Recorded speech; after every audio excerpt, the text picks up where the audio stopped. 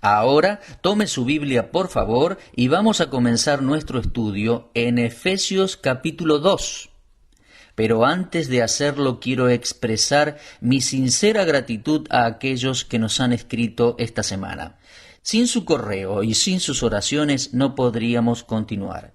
No hay otra manera de que este ministerio se sostenga excepto por las oraciones y ofrendas de nuestra querida audiencia. Así que muchas gracias de todo corazón y queremos decirles que apreciamos mucho lo que hacen ayudándonos en este ministerio. Ahora, con nuestras Biblias abiertas en Efesios capítulo 2, vamos a buscar a Dios en oración. Amado y misericordioso Padre, en el nombre de nuestro Señor Jesucristo y en el Espíritu Santo, venimos ante ti pidiéndote que nos hables con gran poder y bendición en este día. Confiamos en que el Espíritu tendrá libertad para ministrar al corazón de cada oyente. Señor, que podamos ser hacedores y no tan solamente oidores de la palabra hoy. Que pueda la palabra ser trasladada a la práctica de la vida cristiana. Si hubiese alguien que nos escucha y todavía no es salvo, que pueda hoy confiar en el Señor Jesús y experimentar el gozo de la salvación. Oramos especialmente por nuestros amigos avanzados en años, los debilitados, aquellos en hospitales. Dios, ten misericordia de ellos, toma sus cargas, anímalos, suple sus necesidades. Oramos también por la gente joven que escucha nuestro programa. En general, que pueda haber algo en la palabra que pueda suplir la necesidad de cada individuo. Te agradecemos, Padre, por el privilegio de poder compartir tu palabra, pidiéndote todo esto en el nombre del Señor Jesús. Amén. Digamos comenzando que el tema de la carta de Pablo a los Efesios es Cristo y su iglesia. Debes recordar que en capítulo 1 la iglesia es presentada como un cuerpo del cual Cristo es la cabeza. El versículo 22 concluye el capítulo 1 con las siguientes palabras: y sometió todas las cosas bajo sus pies y lo dio por cabeza por sobre todas las cosas a la iglesia, la cual es su cuerpo. Hay una serie de figuras de dicción para representar la iglesia. Ella es un cuerpo, es un edificio, es una esposa, es un batallón. Como decíamos, en Efesios 1, la iglesia es un cuerpo y Cristo es la cabeza de este cuerpo. Sabemos que la cabeza está en el cielo, pero a través del Espíritu Santo en el mundo hoy su cuerpo está en proceso de formación. En Mateo 16:18 el Señor Jesús dijo: yo edificaré mi iglesia, la cual todavía no ha sido completada. Cada día alguien llega a ser salvo y es agregado a ese cuerpo como un nuevo miembro. Una nueva piedra es agregada al edificio. El edificio está siendo sobreedificado y el cuerpo crece. Y damos gracias a Dios por la obra que Él está llevando adelante. Cuando el cuerpo esté completo, cuando la última persona sea salva, entonces el que es cabeza regresará. Cristo retornará para unirse al cuerpo que es su iglesia y para nunca más separarse. Ahora bien, este es un hermoso simbolismo, pero además, avanzando por capítulo 2, la iglesia es presentada como un edificio que tiene su fundamento en los apóstoles y profetas y cuya piedra angular es Jesucristo mismo. Y los cristianos, los creyentes, somos edificados juntamente para ser un templo santo, habitación de Dios en el Espíritu. Tal es la creación de la iglesia. Cuerpo en capítulo 1, edificio en capítulo 2 de Efesios. Esta carta a los Efesios es la excitante historia de cómo Dios hace una nueva criatura de aquel hombre originalmente creado a su imagen y semejanza, pero que por desobediencia cayó de su posición. El plan involucra una perfecta cabeza para el cuerpo y una perfecta piedra para el edificio. Por eso, en el cumplimiento del tiempo, Dios envió a su Hijo en forma humana por nacimiento virginal. para que por su muerte vicaria, su resurrección victoriosa y su regreso llegase a restaurar para el Padre a Adán y toda su descendencia. En este capítulo 2 Pablo muestra la necesidad de una nueva creación del hombre, comenzando con el repaso de su pasado antes de llegar a ser salvo. Él muestra al hombre inconverso, separado de Dios por muerte y por distancia. Aquí tenemos un retrato de lo que cada ser humano incrédulo es y un retrato de lo que cada persona ahora salva realmente era. Leamos en nuestras Biblias Efesios capítulo 2, versículos 1 al 3.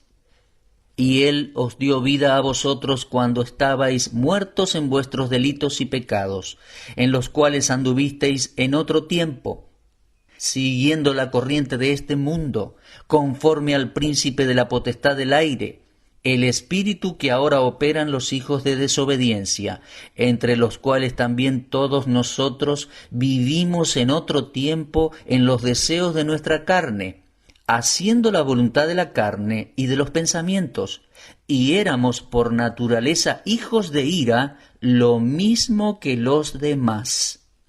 Estos versículos marcan una serie de triples. Los tres en la Biblia marcan una interesante e instructiva enseñanza.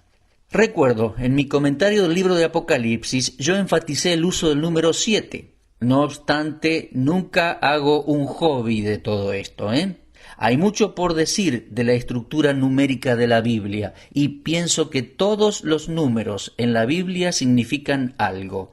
Y aquí queremos fijarnos en el uso del número 3. La Escritura dice en Eclesiastés 4:12, cordón de 3 dobleces no se rompe pronto. Ahora bien, los versículos que tenemos delante nuestro contienen un trío de cosas malas y un trío de cosas buenas. Tenemos 3 fuerzas antagonistas, el mundo, la carne y el diablo, en los 3 versículos que ya leímos. Y tenemos 3 factores de la redención, misericordia, amor y gracia, en los versículos siguientes, versículos 4 al 6. Y además tenemos una tercera serie de tríos en los versículos posteriores, haciendo referencia a los santos, a quienes nos dio vida juntamente con Cristo, nos resucitó juntamente con Él y nos sentó con Cristo en los lugares celestiales. Así que tenemos 3 series de 3. Vamos a estudiar ahora los 3 versículos que hemos leído. Y comencemos diciendo que Pablo describe la posición pasada del creyente en este mundo, la cual es idéntica a la de cualquier persona no salva aún, muerto en delitos y pecados. Pablo nos lleva a dar un vistazo a nuestros días previos a nuestra conversión. Va a mostrarnos lo que nosotros éramos, igual a lo que cualquier persona no salva es hoy. Eso es lo que los cristianos éramos antes de llegar a ser salvos. ¿Sabes, querido hermano? Es bueno para nosotros recordarlo. Pienso que a veces una persona que llega a ser salvo se convierte en un crítico de los no salvos y comienza a hacer juicios contra los no salvos. Yo recuerdo muchos años atrás en mi primer pastorado, un hombre llegó a conocer a Cristo como su Salvador. Él era un hombre enfermo a causa de haber sido alcohólico, fumador crónico, hombre profano que tomaba el nombre de Dios en vano, pero que llegó a ser gloriosamente salvo. Él aceptó a Cristo como su Salvador personal en una reunión evangelística, pero ¿sabes una cosa? Inmediatamente comenzó a mirar sobre los malos hábitos de los demás. Olvidó lo que había sido, olvidó lo que había hecho por tantos años. ¿Y cuánto tiempo tomó Dios para quebrantarlo y lograr que voluntariamente se arrepintiera, confesara su pecado y aceptara a Cristo como Salvador? Se convirtió en un crítico severo de los inconversos y sus malos hábitos. Creo que ocasionalmente debemos mirar atrás, hacia nuestro espantoso pasado, que fue nuestro antes de ser salvo, Y eso nos ayudará a apreciar la situación en la cual una persona no salva vive hoy, muerto en sus delitos y pecados. Cuanto más claro veamos el cuadro de nuestra posición y condición que teníamos antes de ser salvos, mayor será nuestro aprecio por lo que Dios ha hecho por nosotros. Del hombre natural se dice que está muerto, que en este estado nació y que no tuvo nada que hacer para llegar a estar muerto, pues cada persona no salva está espiritualmente muerto. Dios le advirtió a Adán en aquel entonces, en Génesis 2:17, el día que de él comieres, ciertamente morirás. Y eso es lo que leemos en Romanos 5:12. El pecado entró en el mundo por un hombre y por el pecado la muerte. Así la muerte pasó a todos los hombres por cuanto todos pecaron. Como ves, el pecado y la muerte entraron por Adán. Cuando Adán pecó, todos pecamos, y por lo tanto, en el pecado de Adán, todos hemos muerto, pues ningún hombre ha escapado del pecado. Por esa causa la muerte espiritual y física forman ciertamente una parte de cada individuo. Ahora, escucha con atención. Nunca en las Escrituras la muerte significa aniquilación de la persona. Nunca. En todo lugar donde aparece la palabra muerte en la Biblia, pienso que la podríamos reemplazar por el sinónimo separación, porque la muerte es realmente una separación.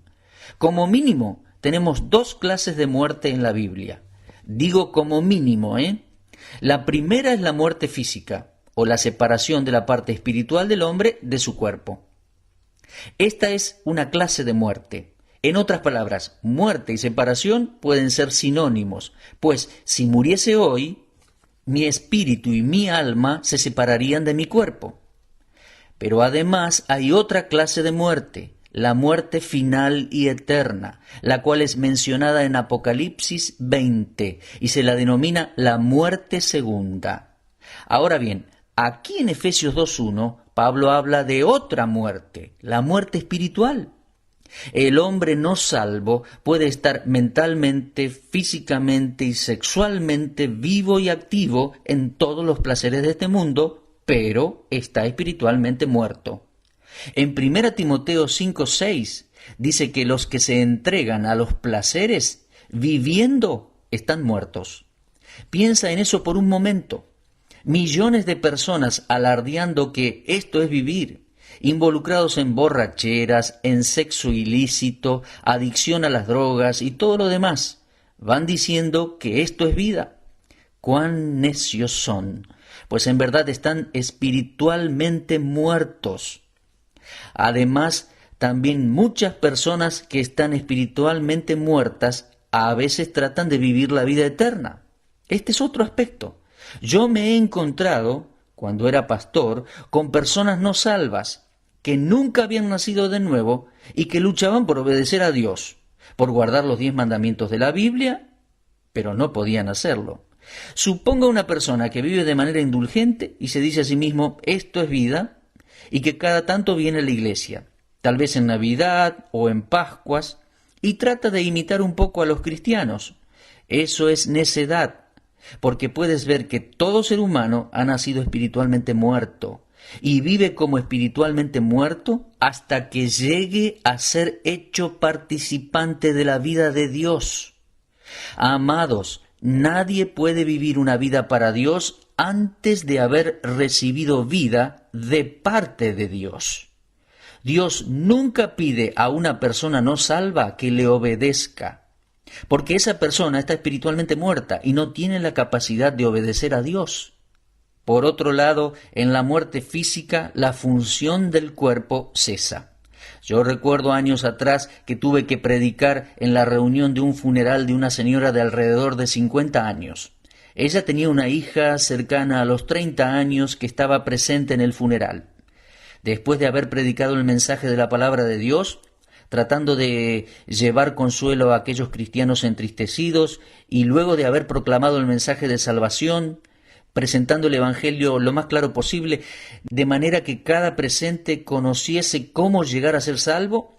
Terminado el servicio, el empleado funerario invitó a los presentes a acercarse al cuerpo por última vez para despedirse, y fue entonces cuando esa señora de 30 años se acercó al cuerpo de su madre y comenzó a hablarle, pretendiendo que su madre le respondiese. Yo comprendí que esa mujer estaba emocionalmente perturbada. Ella debería haber comprendido que no habría respuesta. El cuerpo cesa sus funciones cuando muere. Ahora bien, de la misma manera como el cuerpo cesa sus funciones cuando el hombre muere, en su muerte espiritual, el espíritu del hombre no ejerce funciones hacia Dios. De la misma manera que un cuerpo muerto no puede funcionar, su oído no puede oír, su lengua no puede hablar, no puede mover sus dedos y sus manos, sus piernas no pueden sostenerlo, etcétera, etcétera. Del mismo modo, una persona no regenerada, la cual está espiritualmente muerta, no puede funcionar espiritualmente para con Dios. Piensa en esto. Millones de personas corriendo y jugando deportes, yendo a los teatros, yendo a bailes y lugares de iniquidad, y diciendo esto es vida, estamos pasando un gran tiempo. Amados, ese es un mundo de personas muertas. Están vivos físicamente, pero muertos espiritualmente. Están en un estado de intensa actividad física, pero hasta que un hombre pase de muerte a vida, se encuentra separado de la vida de Dios. El Señor Jesús lo dijo claramente en Juan 5:24. De cierto os digo, el que oye mi palabra y cree al que me envió, tiene vida eterna, y no vendrá a condenación, mas ha pasado de muerte a vida. Cuando alguien oye la palabra de Dios y cree para salvación en la persona del Señor Jesucristo, esa persona pasa de muerte espiritual a vida espiritual. Pero hasta entonces permanece alienado, separado de la vida de Dios. Efesios 4:18 dice que el inconverso tiene el entendimiento entenebrecido. Está ajeno a la vida de Dios por la ignorancia que en ellos hay. Ahora bien, hay tres fuerzas de maldad que mantienen al hombre inconverso en ese estado de muerte espiritual. A la primera de ellas, Pablo le llama el mundo. En Efesios 2:2 dice, siguiendo la corriente de este mundo. Y aquí la palabra mundo puede ser traducida época o era. El curso de esta era es descrito para nosotros en Gálatas 1:4, cuando Pablo escribe bajo la dirección del Espíritu Santo y le llama el presente siglo malo. La naturaleza de la persona inconversa responde a la corriente de ese curso, el presente siglo malo, y al Dios de este siglo, el Dios de este mundo, el cual es Satanás. Este vil e impío mundo donde vivimos no es amigo de la gracia que ayuda a los pecadores a encontrar a Dios. Romanos 12:2 dice que los cristianos no debemos tomar la forma de este mundo. No debemos dejar que el mundo nos meta en su molde, ni hacer amistad con el mundo. Santiago 4:4 dice que la amistad con este mundo es enemistad contra Dios. Y Juan, en su primera epístola, en capítulo 2 y versículo 15, dice que no debemos amar este mundo ni las cosas que están en el mundo. Las personas no salvas seguirán la corriente de este mundo y las tradiciones de este mundo, pero los cristianos esquivaremos el sistema del mundo. Jesucristo llamó al diablo el príncipe de este mundo 3 veces en el Evangelio de Juan. Amados, estamos en este mundo, pero no somos de este mundo. Estamos para amar la humanidad, pues a eso se refiere el texto en Juan 3:16 cuando dice que de tal manera amó Dios al mundo que dio a su Hijo unigénito. Estamos para amar a los pecadores, pero no para amar el pecado ni el sistema del mundo. Pero lamentablemente me encuentro en mis viajes con muchos que dicen ser cristianos, miembros de iglesias con Biblia bajo el brazo, que no tienen inconveniente en involucrarse en las cosas de este mundo, en sexo ilícito, en divorcio y nuevo casamiento, en beber alcohol, etc. Son parte de este mundo, parte del sistema mundanal y ostentan ser creyentes. El mundo no es un amigo de Dios, ni un amigo de la gracia, y nunca hará algo para ayudar a los hijos de Dios. Querido hermano, no tomes la forma del mundo. No dejes que el mundo te meta en su molde. Esa es la manera en que andábamos en el pasado. Pienso que es bueno mirar atrás, a la vida que vivíamos antes de ser salvos, y compararla con nuestra conducta presente, para ver si ha habido un cambio definido en nuestras vidas. Si no, debemos preguntarnos a nosotros mismos: atención, ¿he nacido realmente de nuevo? ¿He sido genuinamente salvo? Te dejamos meditando en esa crucial evaluación para tu vida. ¿Has sido genuinamente salvo?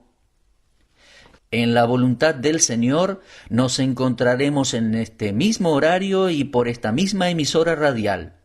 Observa que digo en la voluntad de Dios, ¿eh? Hasta entonces, mantengámonos mirando hacia arriba.